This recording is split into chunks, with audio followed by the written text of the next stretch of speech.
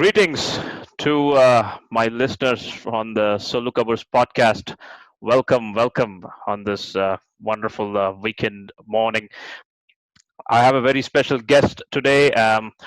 I have made this decision to make podcasts based on what is going on out there in the U.S. with Black Lives Matters protest and bring a little bit of awareness to what the racism is all about in U.S. and in the world in a wider perspective. For that, I have been doing a podcast with various African American brothers that I know from USA, and I believe I have invited the most articulate speaker ever to have graced my podcast because I have been following this man on Instagram based on the suggestion of my mutual friend, our mutual friend. It is mind blowing, and you hear him, you'll be motivated, you'll be fired up, and I hope he brings that same fire to our podcast. I'm sure he will.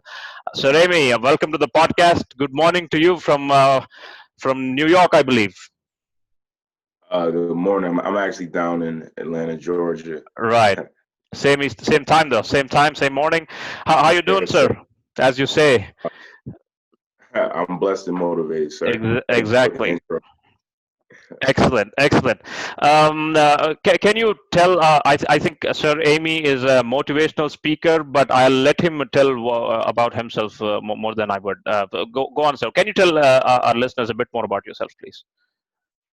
So my name is Aimezing Jr., aka Sir Amazing. As you mentioned, I'm a motivational speaker, best-selling author, life coach. Most importantly, I always refer to myself as a servant, servant to my fellow humans, civilians, and just someone who really just tries to let the Lord use me as a light, especially during these times. Brilliant. How did you become this motivational speaker? I mean, when kids grow up, they want to become doctor, engineer, astronaut. How did you end up choosing this particular career path? uh, I always look at it as it was my purpose. To give a quick story, when I was 4 years old, I was at my grandfather's scholarship event. Excuse me. My grandfather has had MS since 1969, and he's an Howard University alum. And he gave out scholarships to students with MS for about 20, 25 years. But 4-year-old me, he's talking to the crowd. I walk up to him, rip the mic out of his hand, climb up on stage, and sing "I Believe I Can Fly." And the whole crowd goes crazy. And that was the first time that I ever, I guess that was like the beginning of speaking to people. So from there throughout my entire life, I have a bachelor's in journalism and mass communication. So I've always been someone that was always in front of the camera, and he blessed me with a voice. And sometimes he just put some words in me to help people out. So that's kind of how everything really formulated. Brilliant. Are you on? Do you have any? Are you on television shows, or do you have some sort of a YouTube channel where, of course, you tour around and gather people and give them speeches? But what about your online presence? Do you? Is there any way we can find you online? Absolutely. So the best way to find me, as you can see, is on Instagram at Sir Amazing. Right. I have a YouTube channel. Haven't done as much on the YouTube channel as of late. I had a talk show that I'm just rebooting now. It's called The Shift. It's to inspire, educate, and motivate youth. And it's now formulated with everything that's going on as a Zoom platform where students can come and I moderate, I host, but it's really about letting them express themselves and their thoughts and their opinions. Because so many times in the history of our world, things happen. And I don't like to use the term kids because I think it demeans the intelligence level of our youth today. Yeah. Students don't get a chance to really express themselves. And I'm very passionate about it because we all have a voice. We all play a role in the history of our world. So that's one element. I do a lot of different live streams on different channels. So I do a weekly show Saturdays from a page called The Connection on Facebook, which you can find it through my Facebook page, Sir Amazing, where it's really just going through different curriculums or different worksheets, just talking about simple things that we don't necessarily think about to make the minds think, especially during this time. I do a daily show on Instagram Live from my page, and the HBCU app, which Hmm. is got a large following, about 119,000 on that page.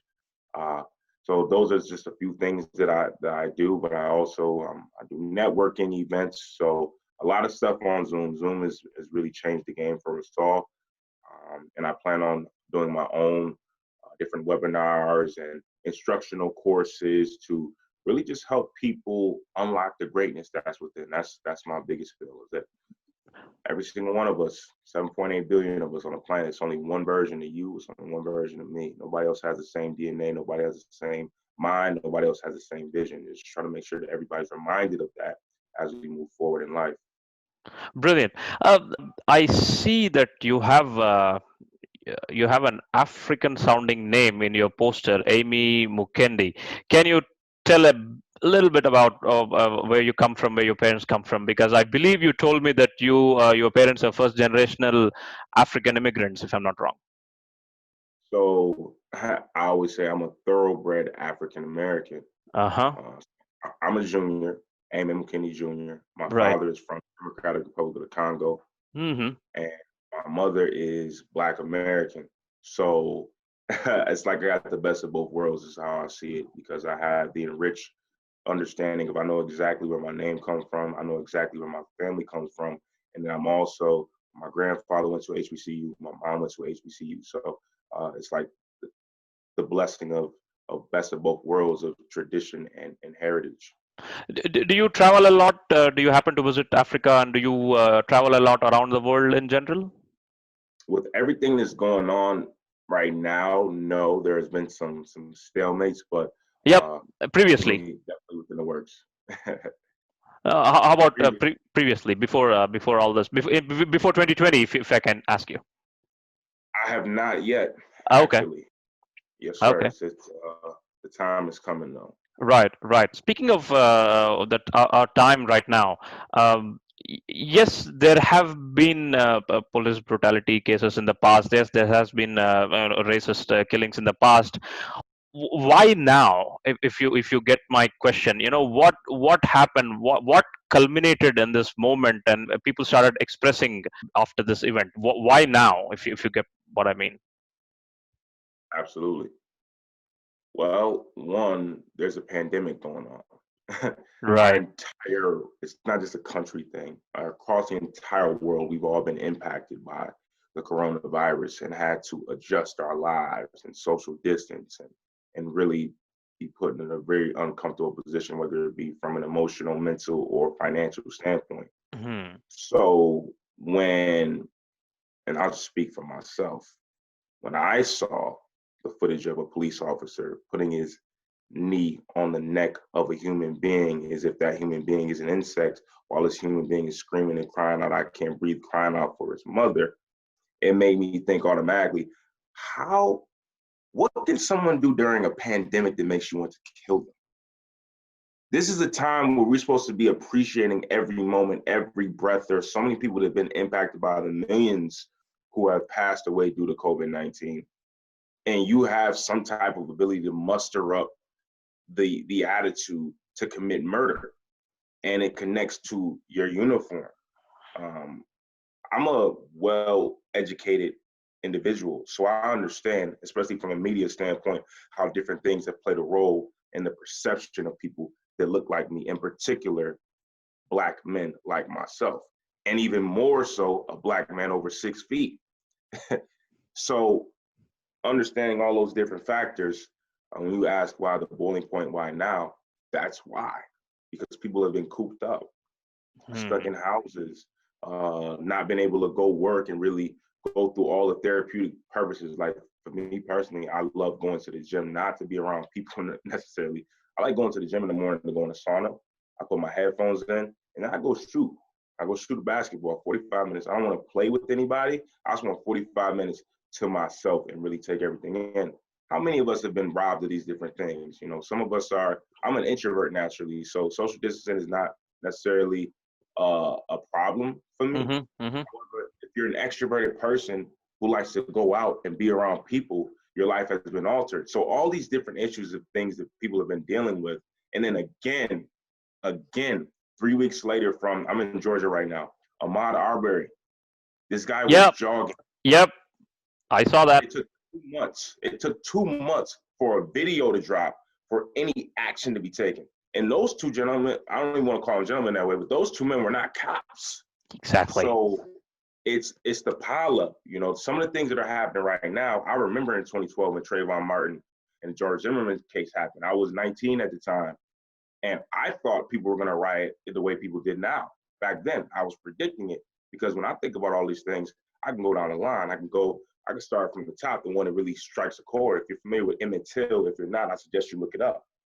Young black boy in the 50s, I believe, who ended up being pulled out of his family's home, face was destroyed, found in a river, all because he apparently whistled at a woman. So that's where it starts. That was then. Then you fast forward to there was Rodney King. There was a young 14-year-old girl who was shot on camera in a Korean store in LA in the 90s. There was, I mentioned Trayvon Martin. There is Freddie Gray. There is Michael Brown Jr. There is Tamir Rice. Tamir Rice is 12 years old. I got a 10-year-old little brother. I got a nephew that's 12 years old. Like, these are different situations that have happened in our history. And I'm a big, firm believer in everything being connected. So when we look at all these different situations, and all those situations are happening in quote unquote normal times, so for that to happen at this time, of course people are going to react to it.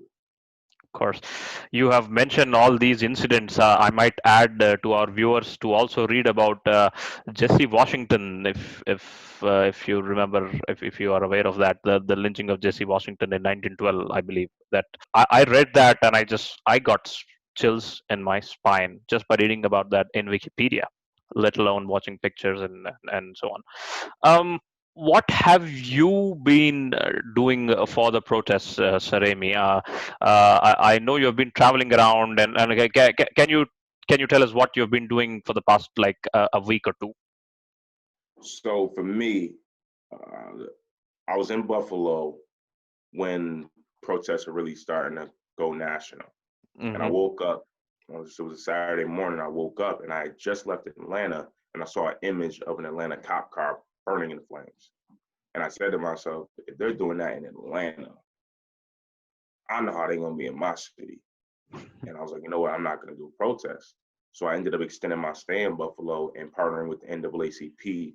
And so for my quote unquote book signing, I partnered with the NAACP. We gave out masks. We gave out gloves. We had the census on site so people understand from a funding standpoint, the census is connected to everything from child care to the people who come and pick up your trash to all those things matter. And people that look like me, oftentimes we haven't had the access to the information to understand how important that is. And then also voting, because it's 2020. It's an election year, but Yep. primaries are coming up. So I'm in Georgia right now. Primaries in Georgia, June 9th. Primaries in New York State are June 23rd. There are primaries that have already happened in Maryland. And people have to understand, one of the biggest thing I'm proponent is understand that when you vote on a local level, that impacts the federal level because that's how things are represented in the House, Senate. And I'm not a political whiz in any capacity, but I know that we all need to be aware because I'm 27 years old and 20 years ago, there was a recount in Florida that ultimately altered the future of the nation Yep. that I was born in and knowing those different factors. And then most importantly for me, I am of the nature that we gotta attack it from all angles. Yep. I can't just be quote unquote protesting. I gotta make sure that I'm registered to vote and I'm voting too. Those same numbers, we have to attack it from all those angles. All of those angles. It's kind of like Yep. you attacking a giant, right? You gotta go with what you know and what you can use. You gotta utilize your You resources you to the best of you your got to do ability. stuff on the streets and also behind the streets. Yeah. Exactly. I get it. I get it. So you have been attacking this issue from the inside, I believe. Yeah. Speaking of you say you're attacking the system, right? So what can you say about the system, right? For example, yeah, there is poverty in US, but it is it is massively proportional within African American community, right? But and that is not because of some things that people say, uh, they don't work hard, and they want things easy, which is not really the case. Can you talk about what this systematic, all the way from slavery to segregation, the effects of things that have happened 200 years ago are still there, which are affecting the communities, isn't it? Honestly, it's a deep answer. I don't even know if I don't even know if everybody could really take in every single facet of what the true answer is. Yep. However, mindset and system have a huge role in it. So I think there are hallmark moments that have shifted everything. So in most recent time, I was doing a live show and I had a student, I think he's 17 or 18. He hit me after and he was like, "Why do you think people look at us as black men as monsters or animals?" And I said, Birth of a Nation. It came out in between 1915 and 1918, which was a silent film that had blackface that basically sold out across the country and basically set us back 50 years because it drilled into people's mind. Like I said, I'm a media major. And I have a strong fascination of understanding how all the different things impact us and how we're conditioned and how we start to review and access every single situation in our life. That film, a 3-hour silent film, demonized every black person on the planet, let alone in the United States of America. And what it did was ultimately impact how things are viewed from a media aspect. When you think about Hollywood, I led a male media summit, and we talked about we had athletes, news reporters, students, youth leaders, a variety of men on this call. And the reality is that the visuals that we see impact our mindset. So if I go to any hood, any city in the world, I'm gonna see liquor store, liquor store, liquor store, corner store, places that aren't taken care of. Everything is connected. Yeah. It's all connected to it's connected to mindset. Well, how is the mindset impact? Yes, there are individuals out here that have broken through. Absolutely. But it's also a scientific fact that if a child grows up in a home with a library, they have a greater chance of being successful as opposed to a child who grew up without a library, whether or not that kid ever touched a book. But the point is that they at least had the opportunity to see a book. And why wouldn't somebody see a book when they look like me? Because it's been a generational thing that's been passed on of lack of information, of this is what I have to accept. This is the standard. This is how it is. I live inch by inch because I've been drilled with the fear of if I do too much, then I'm going to put myself in harm's way, i.e. these different situations that have happened and you're now seeing on camera when it comes to the police who are supposed to protect and serve. But it seems more and a lot of opportunities that it's used as a power play. And because when you don't feel like you have power, you're just doing everything out of fear. And fear is false evidence appearing real. So there's no real reality. And that's why all these different things have really occurred. I believe the answer to the question that I asked deserves an entire podcast on itself, but I get your point. Yeah. It's a podcast. It's a documentary. Yeah. It's a life. I Right. would recommend to any of the listeners and viewers to check out the documentary on Netflix, 13, Right. because 13 even talks about, because I know you from a timeline standpoint, I look at Birth of a Nation have really impacted things. We had people like Dr. King and Malcolm X who really Hmm. pushed for change. But then when you watch documentary like 13, it talks about that after Dr. MLK is gone, after Malcolm is gone, and how Hmm. from the 13th Amendment, the slight verbiage change ultimately shifted that multiplied the numbers from about 250,000 black men being incarcerated to about 2.6 million over about a 30-year My period. goodness. And a lot of these things are going back to ignorance, right?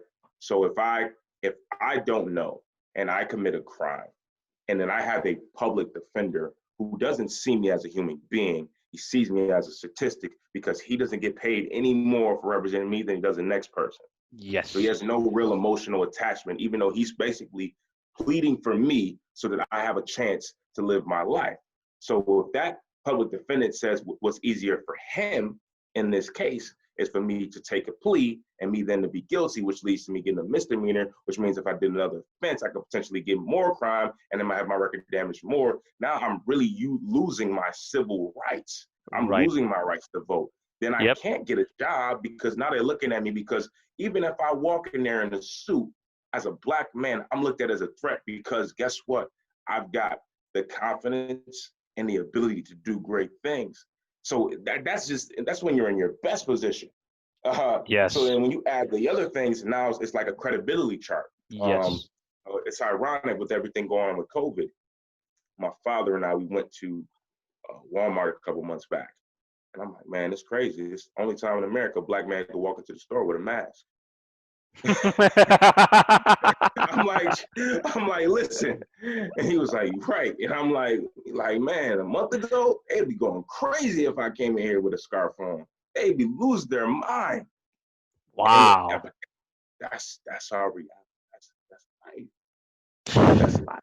So Just to an extension for that question, you are massively educated and brilliantly articulate, and despite being all that, right, you have to work that little harder to prove yourself, isn't it, to gain the trust, isn't it? As in, yeah, for example, if I take your case, right, I mean, you are a motivational speaker. It takes a little extra hard work for you, being an African American, to gain the credibility and the trust as a motivational speaker when compared to, your other peers and colleagues, who are white and so on, right? Can you tell me about your struggle in your particular career? Not about, maybe it may not be a massive case of massive oppression racism, but there is also the subtle racism, right? The little struggles you do, right, just to get ahead that far, isn't it? Can you throw some light on that? absolutely. And thank you for the compliment again. No problems. Um, I'll use an example, right? I used to be a fan of the reality show Love and Hip Hop. Hmm. I liked watching Love and Hip Hop Atlanta, Hmm. and I saw all these people on there, and a light bulb went off at some point where I was like, these are just hurt human beings.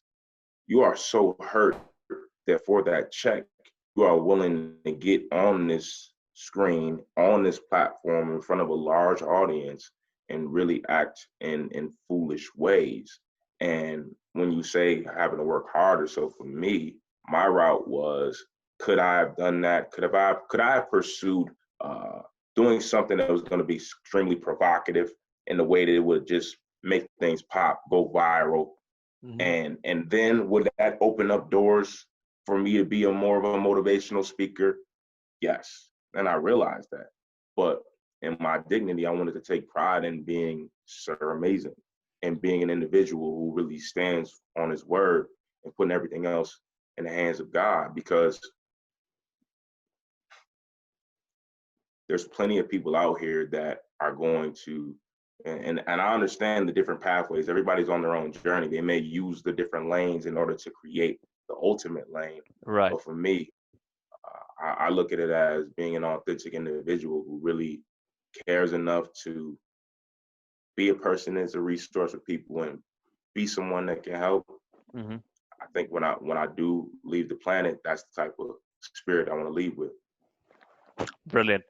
As a motivational speaker, do you, tell me if I'm wrong, is there, among majority of the African American youth, is there a little lack of self confidence among the African American youth? On a general note, yes, they are great, they are talented, they are amazing, but because of, constant feeding of this narrative that you cannot be this, you cannot be that, it kind of dents their confidence, isn't it? What do you do, do you see this among the African American youth as a motivational speaker, and what do you do? How do you work on that? How do you pull the youth that you interact with? How do you pull them out of that? I tell a story. I was working with the mentorship program in October, from October to December, and Hmm. I would have oftentimes have one-on-one with students, high school students. I remember one time it was a young woman. I think she was a senior, and her aspirations were to go into the military and go to the army so she can go to school and be the first person in her family to do it. And I realized something in conversing with her. I had to look this young lady in the face and say, "You are beautiful." And it was so much power that came from that statement because one, I'm a man, but two, I'm not saying it in a perverted way. Right. I'm not saying it as some young boy who may have some other intentions. I'm saying this as a human being to tell her, you are beautiful and you can do everything that we just went through and said that you want to do. You can do that. And oftentimes we don't realize how all these different things, whether it be music, television, family, loved ones, are putting things into our minds that are creating so much doubt. We Precisely. already, we already as human beings alone, we have our own self-doubts. It's just there. It just exists in our brain. So when you go to someone you trust and love and you share an idea and they don't support it, now that doubt that you had in your mind increases. So it's like it's a constant battle. It's a challenge. There was a study conducted by MIT that said that if 16 people tell you you can't do something, excuse me, let me rephrase that. If one person tells you you can't do something, it takes 16 people telling you that you can do it just to even the playing field, just to get even back to where you started. Wow. It takes the 17th person saying that you can do something in order for it to stick. That is mind blowing. It's an uncomfortable truth. Because if you think about the numbers, think about throughout the day how many people tell you you can or can't do something. You're And how talking many about, times, yep, you're talking about one person having that impact of telling you can't do. Speaking from the perspective of African Americans, there are movies that are telling you can't do it. There's music, there's media, there's your family, your friends, the society in itself. So many people are telling African Americans you can't do it, and I think it's quite a fight to overcome that. And when an African American becomes successful, right, he has gone through so much, isn't it? Because I remember my aunt, she lives in Chicago. She used to tell me, I love Obama because he had to work harder than any other president in US's history to become a president. hmm, And that is exactly why I love Obama. And what you tell makes complete sense. and what was his slogan? Yes, we can. It's words have profound power, and so many times in our world, people forget or they just don't know, just don't understand how powerful every single word, every single action. And for me personally, I've gotten to a point where sometimes the actions, the words, the thoughts, they start to hurt deep Hmm. and you start to replay different situations and scenarios and you think about all the different parties and everybody doesn't see it this way. They may Right. not see it. They may not see, well, it doesn't matter if that kid was over there and he wasn't listening to what you said over here. It was terrible, negative that can ultimately lead. If he did hear it and he repeated it, it could cause major problems. A lot of people we don't think about those. I do. I do. And it's part of the purpose Right. is understanding how all these different things are connected. And so many times in my community, because of the situations from a systematic, from a fundamental family value standpoint, we are so plagued, and the plague just gets passed on and passed on and passed on. Like with everything going on, May is Mental Health Awareness Month. May was Yeah. Mental Health Awareness. How many people mental health was impacted? I had to delete Facebook. I had to delete it. Wow. And as a person that's a social media public figure, I had to delete my personal page because I'm like, yo, this is bad for my health. How am I Damn. going to be able to add value to people's lives when I'm scrolling through and I'm seeing certain people say, I'm seeing certain people just extremely angry, and they're lashing out at everyone that's white or is a police officer. Everyone that's white and a police officer did not kneel on George Floyd's neck. But then I'm seeing white people who aren't saying anything about the fact that George Floyd's neck got kneeled on, and you're supporting police officers or an ideology that's just discounting what occurred. You're not saying as a human being, that's wrong. I can't associate with you. I have no ability to try to sympathize and empathize with your perspective, because you're telling me that you're not a human being when you're not saying, okay, this is wrong. So all those different things were happening. So I'm like deleting people, and I'm like, it was bad for me.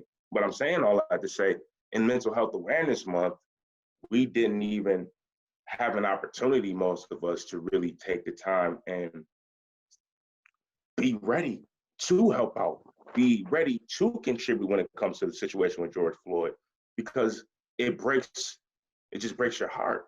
You know, after so many times of your heart being broken, you start to believe that that's how it's supposed to be. It becomes normalized. So you Right. don't ever feel that fulfillment. And it's like the Bible says when you commit so many sins and you become like a sealed by a hot iron, where it's Hmm. just there. So nothing burns anymore. And there's so many people that look like me, that's Hmm. where we are. And there's some of us that feel that salt in the wounds and are reacting and are screaming, and that's the different protests and that's the different reactions. But there's some of us that's just crying. I'm just fading away. I had a conversation with a good friend of mine, called me. I'm so happy. I was like, I'm so happy you called me, because I just got back to Atlanta. And he was like, man, there's an opportunity to put out a project, but I don't want to monetize off of the tribulations that we're going through as a people. Right. And it was like I had to delete all the social media. I couldn't be in there. And it was just having this battle. And I'm having a conversation because I understand. Because from one perspective, you're like, yo, I don't want to eat because of George Floyd. That's not my goal.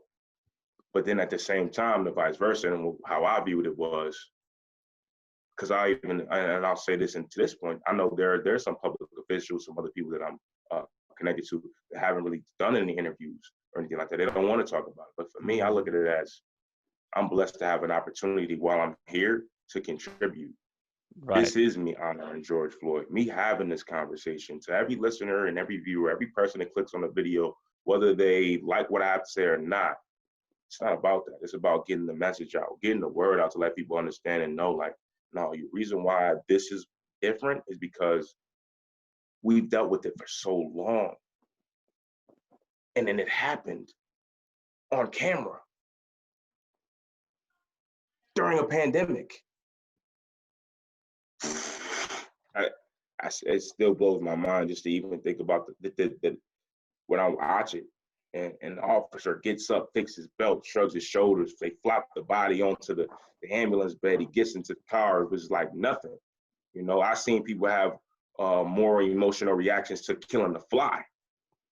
So when you take all that into account, like It, I said, I'm just it thankful. it is that, isn't it? I mean, when it comes to this incident and the protest, my analysis is that when people, and especially African Americans, watch that footage, and it just brings back, because they are in a pandemic, right? They're in a pandemic, they're at home, their mental health is not straight, and they watch the footage like that, and all those memories come back, isn't it? The memories of all the other incidents and their own personal incidents and experiences that they have probably experienced. They just all come back, and it just comes out as this rage and protest. And I think that is the reason why everyone is out on the streets, isn't it? It's not only, it's an amalgamation of public incidents and the incidents of their own particular life, isn't it? You got it right on the money. And one thing I've learned in my experience is that all we really have to do is experience a situation one time, Yeah. and we can feel it countless times. You got to do it one time. Only one paper cut to know the pain of a paper cut. And there's no Yes. like one is worse than the other. No. That first time you felt it, and now when you look and you, It's a gasp. So that is our reality right now. Right. What did you face? The reason why I'm asking you is this, because I believe you come from a very educated family, and you're a very educated man yourself. You have a reasonably successful life so far. Despite having achieved all that, you must have faced some, let me use some parliamentary language, some useless, unnecessary shit, isn't it? I mean, just because you're an African American, isn't it? Despite having all the accolades and all the work that you've done. I was in college. I was 20 years old. It was 3 months before my 21st birthday. We had a scrimmage at Kent State in Ohio. Mhm. And I got separated from my teammate, called him like, hey, I'm over here by this sign.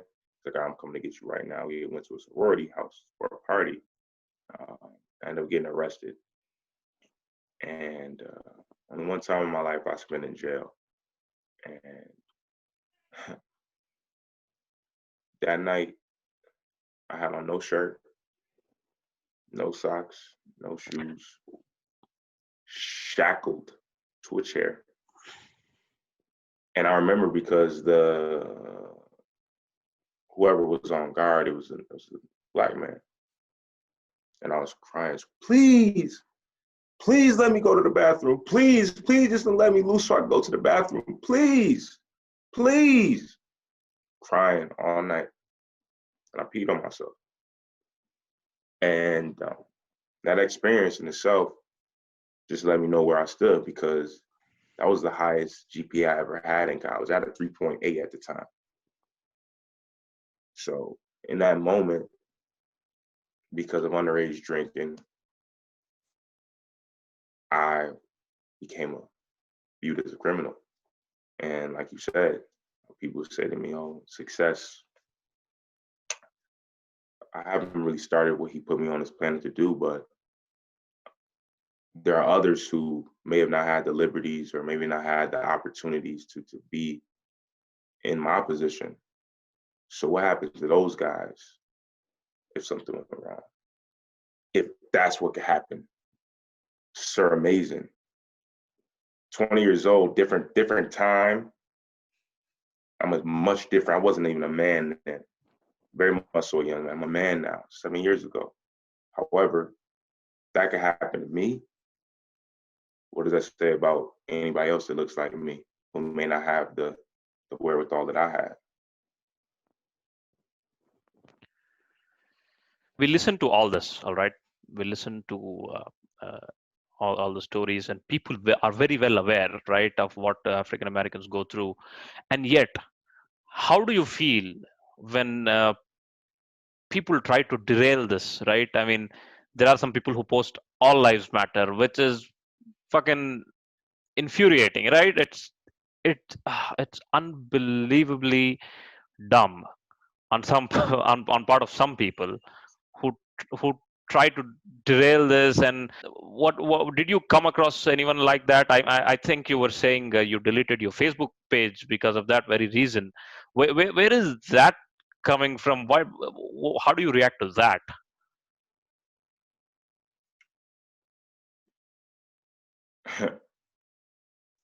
I'm gonna quote a classic film. Either they don't know, don't show, or don't care about what's going on with the boys in the hood. It's I watch Dave Chappelle is my favorite comedian, because to me he's the greatest of all time. But his I'm sorry, but the name? Dave Chappelle, Richard Dave Chappelle. Yeah. Dave Okay. Chappelle, Yep. Got it. Got it. Yep. and his commentary on I believe there's only one race, that's the human race. We just have different ethnic backgrounds, but his commentary on race relations, Mm-hmm. I think, are the greatest of all time. And I've just from my own, breathing, like relaxation, I've like watched some different stand-ups, and his SNL, when he did SNL a few years back, when he talked about when people respond to Black Lives Matter with Blue Lives Matter. Well, Oh my God. He said, well, blue is a uniform. You don't wake up blue. That's your Yeah. job. You take that off when you get home. I don't take off my black. And to me, that's the epitome of my understanding of the best way to truly eloquate that to anyone. All lives matter. That's obvious. Yeah. But apparently, it's not obvious that black is a part of the all. So we have to let people know. All lives matter in a world where all lives are equal, isn't it? You quote Dave Chappelle. Let me tell you my favorite. I love Chris Rock. There was this one Mm-hmm. show on Netflix which he did on police brutality. I thought that was fucking hilarious. That I watch a bit of Richard Pryor. I love a bit of Richard Pryor. I love Steve Harvey. Steve Harvey says it like it is. He's a very real guy, isn't it?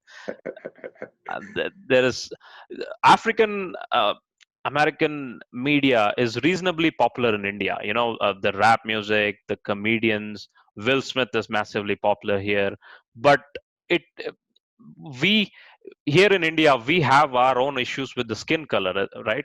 So people who look fair among Indians, right? Among Indian brothers who look fair, they are considered as of having better opportunities with marriage, and they're considered as more. If there's a white man in the room, the business gets easy. That's how it is. Copy. Yeah, right. And we were ruled by British, right? So uh, our Indian imagination of a foreigner, right? The first thing when I say the word foreigner, the first thing that might, for majority, I'm not speaking for all Indians, but majority of them, the first thing that comes to their mind is a white man, right? Because of the Hollywood media they consume. Despite the popularity of the African American pop culture, right? They do TikToks on Afro American songs, but Hmm. still, when they think of when you say the word foreigner, the first person that comes to their mind is white. The travelers, they don't travel because African Americans or Africans in general, they don't travel a lot around the world, right? And majority of the visitors, tourists to India, white. The media is white. We have this own fascination with white skin in our country. It is not really.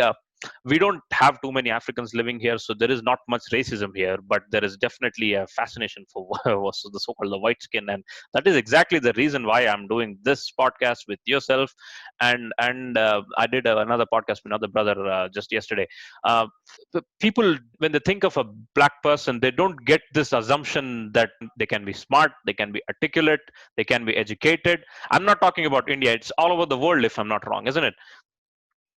When they think of a black person, they just think of rappers, great athletes, or they associate with something like poverty or something like that. There are not enough cultural icons of African Americans in media, isn't it? Because that is the reason why I love Neil deGrasse Tyson. he Ooh, Neil deGrasse Tyson, the science communicator, the Neil deGrasse Tyson. Love copy. him, love him.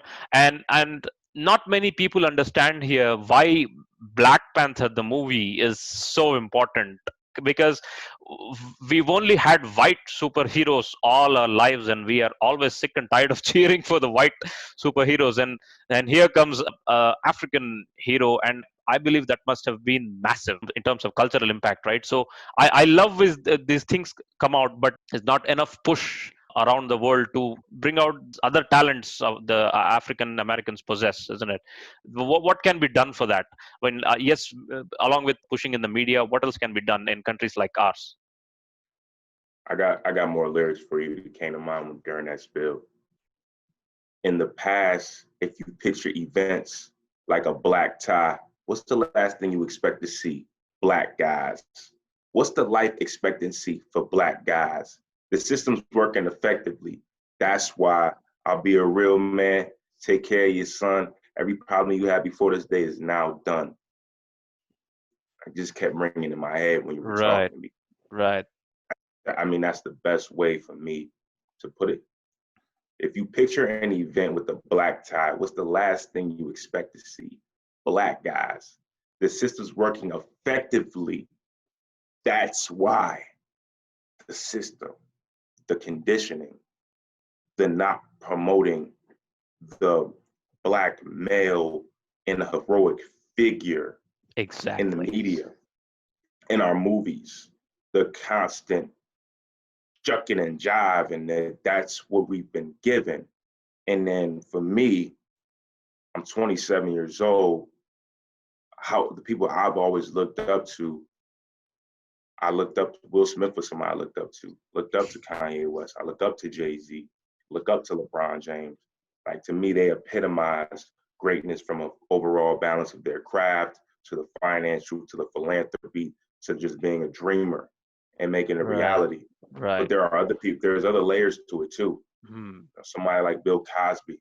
Yeah. I don't know what happened. I don't want to speak on any allegations. Bill Right. Cosby, the man, and what Cliff Huxtable represented from the symbolism are two different. They're two different entities. Right. And when you really look at Cliff Huxtable, what it meant to be a successful doctor who was married with a big family, had a beautiful wife that was an attorney, was a grad of an HBCU, a successful collegiate athlete, had a great relationship with his parents, was a great father, was a great mentor to people in the neighborhood. He was a decent father-in-law. Yeah. He said, okay, you married my daughter, you could come stay in the house. I'm not gonna treat you any differently. I'm gonna treat you like putting that into the atmosphere is what opened the doors for me being a 90s baby to have the different shows like the Steve Harveys, Jamie Foxx, Smart Guy, Sister, Martin, Fresh Prince of Bel-Air, Mm.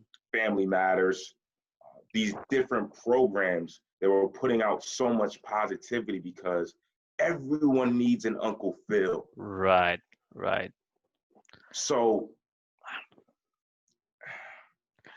I'm. I'll tell you something. I probably watch more American movies than you do. So, right. So, but I've been watching movies for the past 10 years, right? But it was only last year that I discovered Spike Lee's movies. Talk to me, talk to me, talk to me, talk to me. It was last month I watched um, uh, Do the Right Thing for the first time. That is so my favorite movie of all time is The Lion King, but Do the Right Thing is right. Like it's literally number two, maybe one B.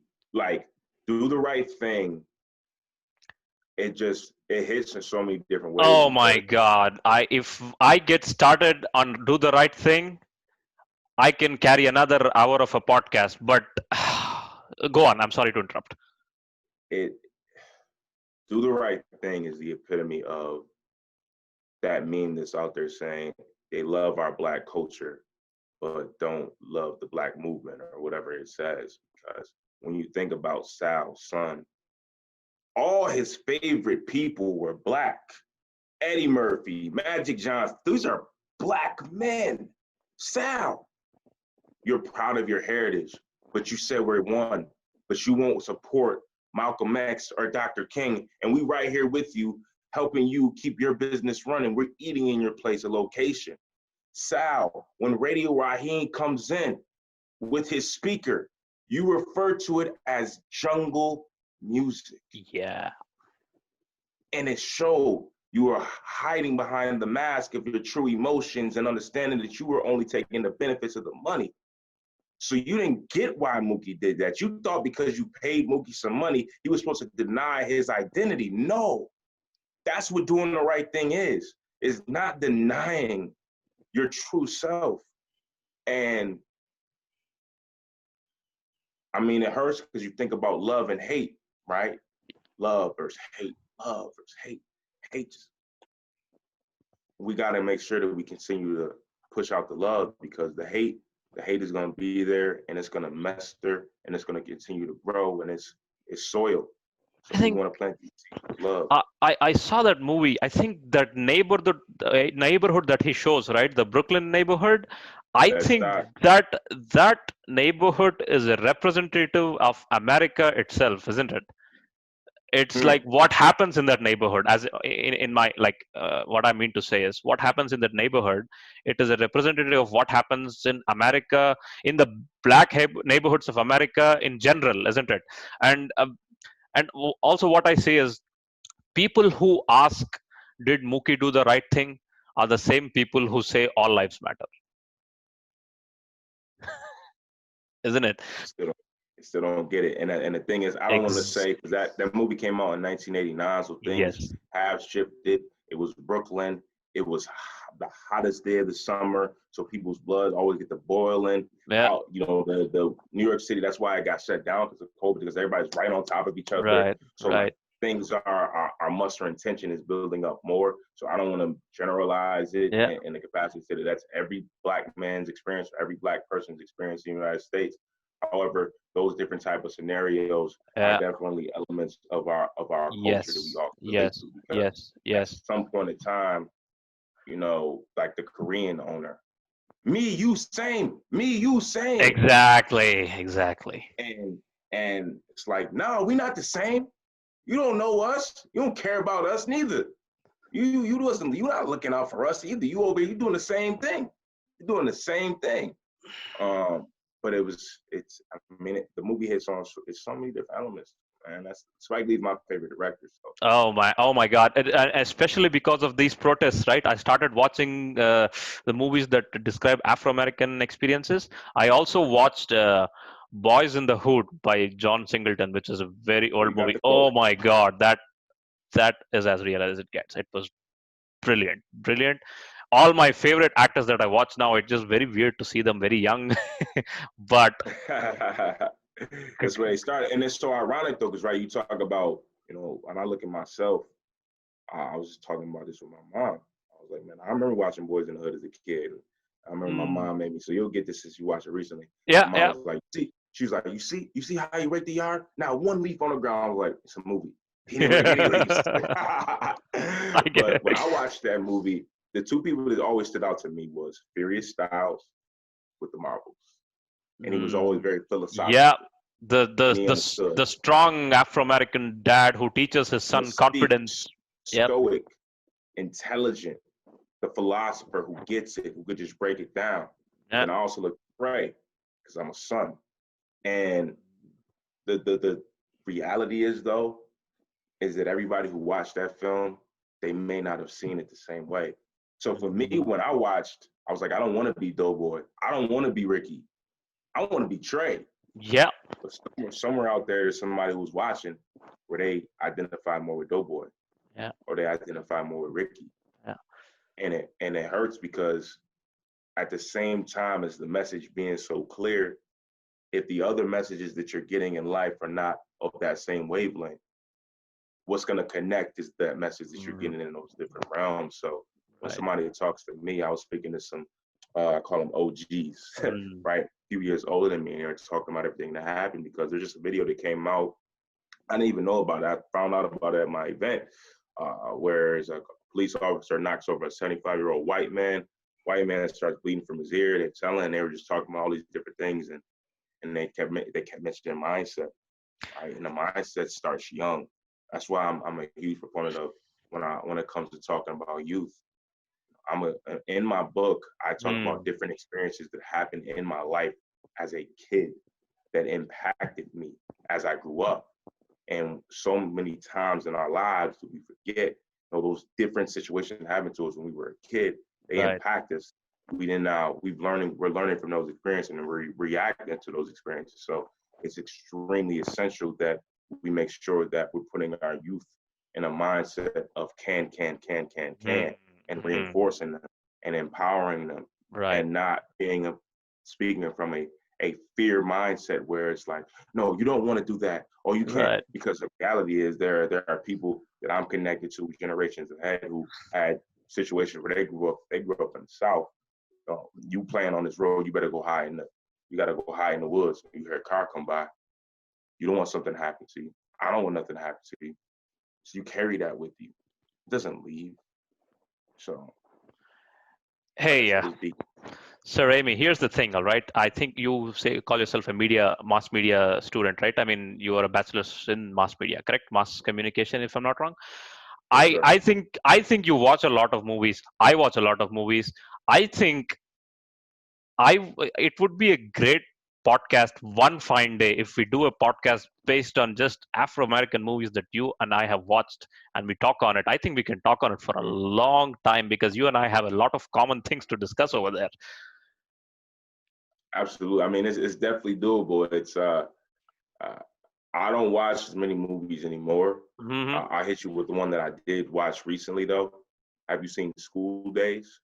No, sir, not yet. But here's one thing. You can probably what you can do is you can give me a list of movies like that. I'll watch it. But like recently, I watched Moonlight. How beautiful was that? If you have Mm, seen Moonlight, I I've not love. seen Moonlight. Oh, you're not Moonlight? Okay, that. What else? Black Klansman. If you've watched it on Netflix. Not watched Black Klansman, but I know the basis of it. Oh my goodness, it is just unbelievable. Mm, Is about this Afro American officer who infiltrates a clan, the KKK, mm-hmm. and to dismantle their functions in Colorado. It's a real story, bro. It happened Art for of real. War. Yeah, Absolutely. yeah. Probably we'll probably do a podcast like that. The point I tried to divert about movies is because I'm trying to show my own ignorance, right? Because I'm not a perfect person. I have been ignorant my life, and I've been watching movies for 10 years, and it took me 10 years to watch Spike Lee movies. I just watched it last month, isn't it? So, and it shows if you have a pool of educated individuals in a community, talent will come out, right? I mean, the director of Boys in the Hood, John Singleton, right? He was 24 R.I.P. when he was 24 when he made that movie, and he got an Oscar nomination. Still, till today, he's the youngest director to win an Oscar nomination. I mean, at the age of 24, nobody has done any more younger than that, and he's an African American, right? So I think pointing out the talents, especially the movie talents, because I relate to it and I can talk about it a long time. That deserves a separate podcast, and probably we can do that one fine day when you're fine, when you're not busy. Uh, uh, I think it's been an hour since we've been talking. I hope I hope I hope we have covered majority of the things that we want to say. But if there is anything that we have missed, then you would like to say as a parting message, or is there anything that you have missed?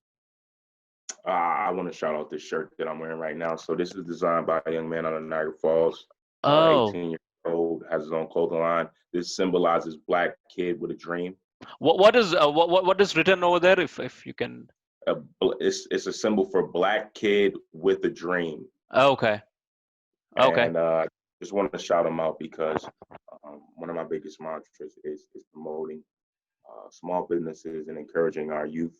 yeah. So for those who would like to know more about the shirt and know where to purchase a shirt, I'm going to tell you the Instagram momentarily. Uh, I wonder if it can be shipped internationally.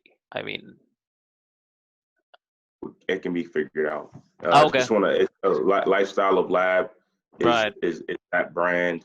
So I just wanted to put that out there and help that young man. right, The only other thing I would say is that again, my name is Emmanuel Kenny Jr., aka Sir Aimezing. I'm right. author of Everyone Needs a Hero. Why can't it be you? I Yeah. would encourage you to go to my Instagram and purchase a copy of the book, read that story, and just move closer to becoming the greatest version of yourself.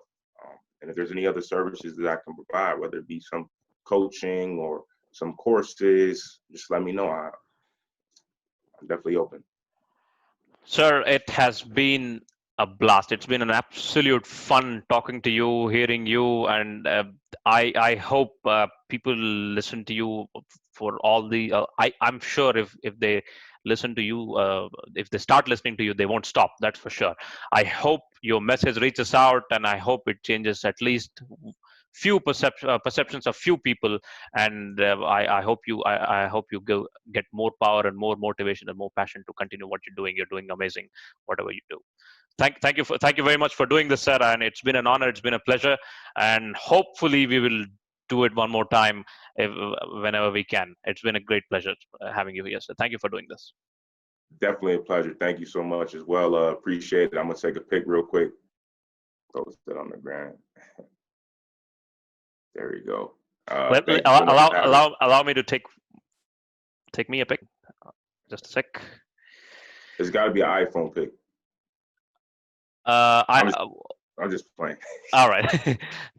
we have quite a rivalry. I don't use iPhones. I've never used an iPhone.